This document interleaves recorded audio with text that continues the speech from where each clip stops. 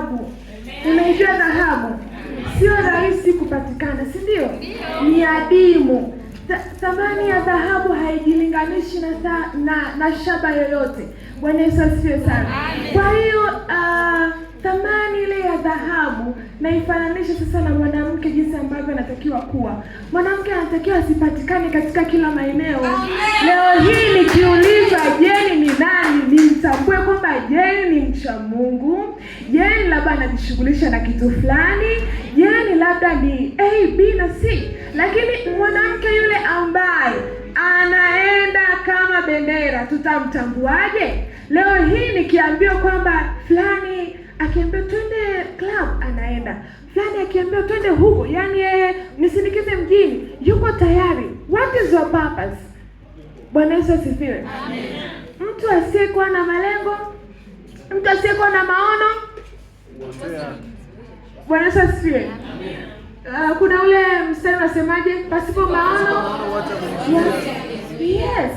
So maono yako ni nini? Unatakiwa uwe kama dhahabu, uwe adimu kupatikana pale ambapo malengo yako hayakuruhusu wewe kuenda kule ambapo unaona kabisa sitakiwi kwenda.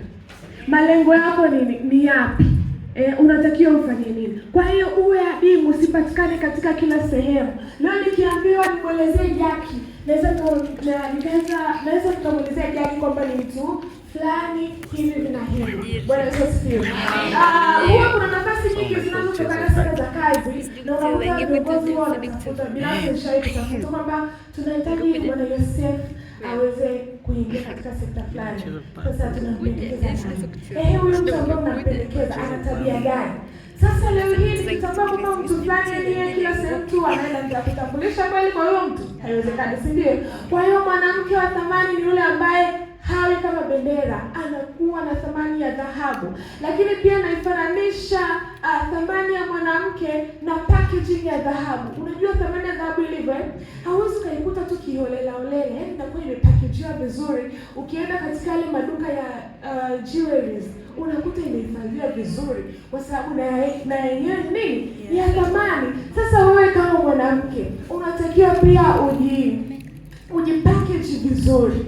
Bwana Yesu asifiwe. Naposema ujipackage vizuri, ujipackage inside pamoja na outside. Inside inamaanisha kwamba ni maarifa ya kiroho kama dada yetu alivyosema, namna ambavyo unatakiwa uishi kama mwanamke aliyefanyaje? Aliyeokoka. Lakini pia outside ni kujiimarisha pia katika swala mazima ya muonekano, namna unavyoongea, namna unavyotembea. Bwana Yesu asifiwe. Huwa unazungumza nini? Maana maneno yako yanakutambulisha, mavazi yako yanakutambulisha. Bwana Yesu asifiwe. Kwa hiyo mwanamke nakufananisha na dhahabu, jinsi inavyopakejiwa. Atajipackage na maarifa ambayo ni sahihi, ambayo yatamsaidia katika masuala mazima ya uchumi, masuala mazima ya mahusiano, masuala mazima ndio kama nilivyosema labda ya appearance. Kwa hiyo unatakiwa uwe makini katika yale maarifa ambayo wewe unachukua kila siku. Maana si kila mtu ndio kumsikiliza. Wapo wadada wengi. Juzi kuna siku nilikuwa tuna discuss kitu kimoja hostel ninavyokaa. Sasa akasema unajua, akasema Daji, sasa hivi kila mwanaume anataka hataki kuuziwa mbuzi kwenye gunia. Umeona? Kwa hiyo mimi sasa nikiwa labda nimefikisha kitu umri kama huo, naona kila mwanaume anataka hivyo, na mimi tu nitakubali, maana sasa naweza nisiolewe. Kweli? Bwana Yesu asifiwe.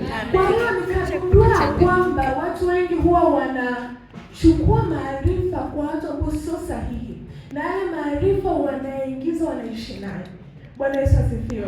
Nikamwambia kitu kimoja kwamba kama Mungu aliruhusu ya kwamba tuingie katika agano la ndoa kwa mapenzi yake kwa utakatifu, basi yeye pia atakuruhusu upate mtu sahihi. Kwa hiyo kile ambacho unakiamini ndivyo itakavyokuwa.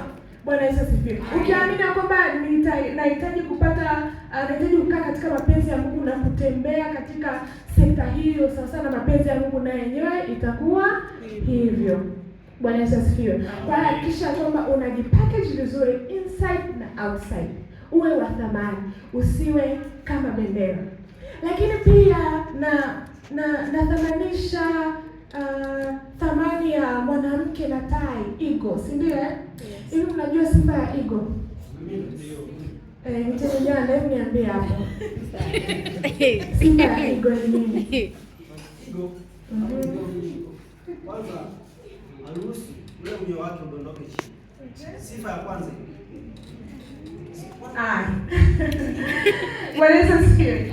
Sasa tai, ego ni tai, si ndio?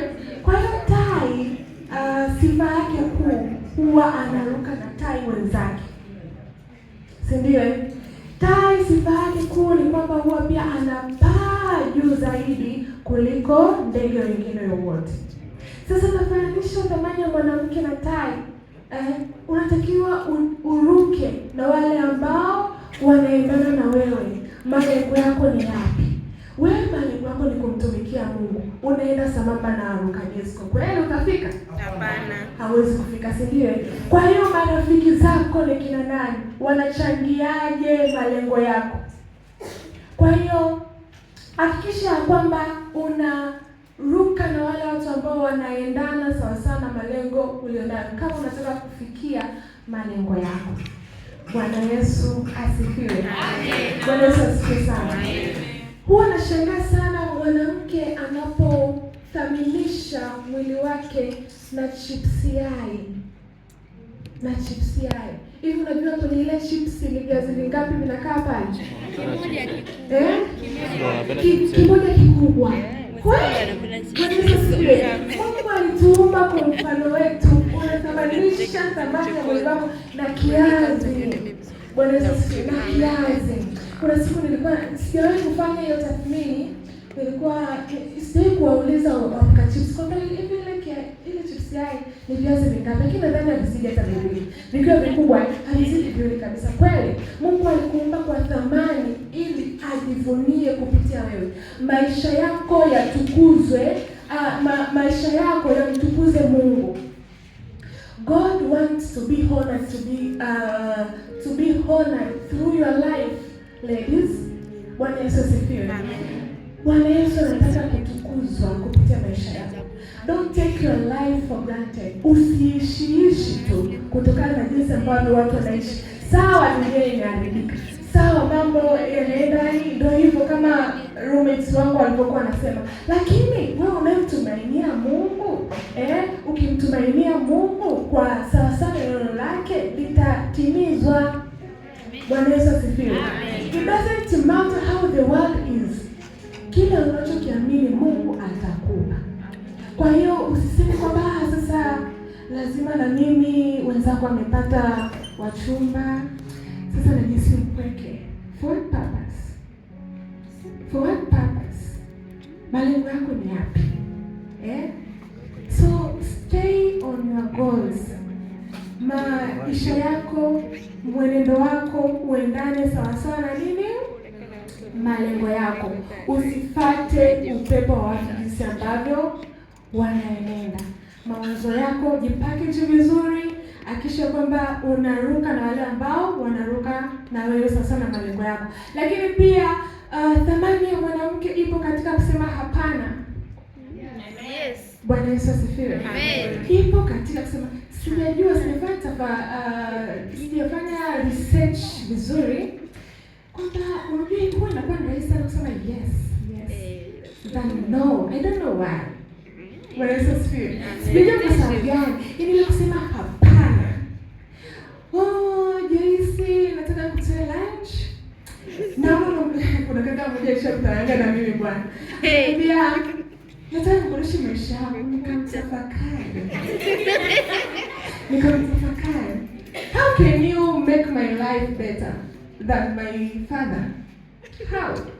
Bwana Yesu asifiwe. Just how? So kuna vitu ambavyo huwa vinaonekana ni vizuri kwa wakati huo, lakini ni vibaya kwa ajili ya future yako na malengo yako. Amen. So usiishi currently, ishi ukilenga pia future yako. Bwana Yesu asifiwe. So have that ability to say no whenever it's supposed to say it. Amen. Amen. Kwa hiyo wewe dada, Mungu anataka kutukuza. Mungu anataka kujitukuza kupitia maisha yako.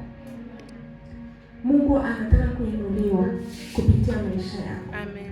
Wewe unafanya nini sasa? Ni kitu gani ambacho unakifanya ambacho Mungu hakipendi?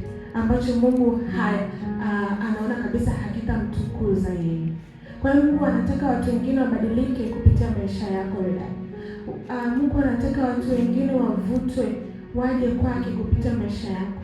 Kwa hiyo tafakari maisha yako, jiweke, jiboreshe, jipackage kama dhahabu, ruka kama tai. Amen. Amen. Mungu awabariki sana. Amen.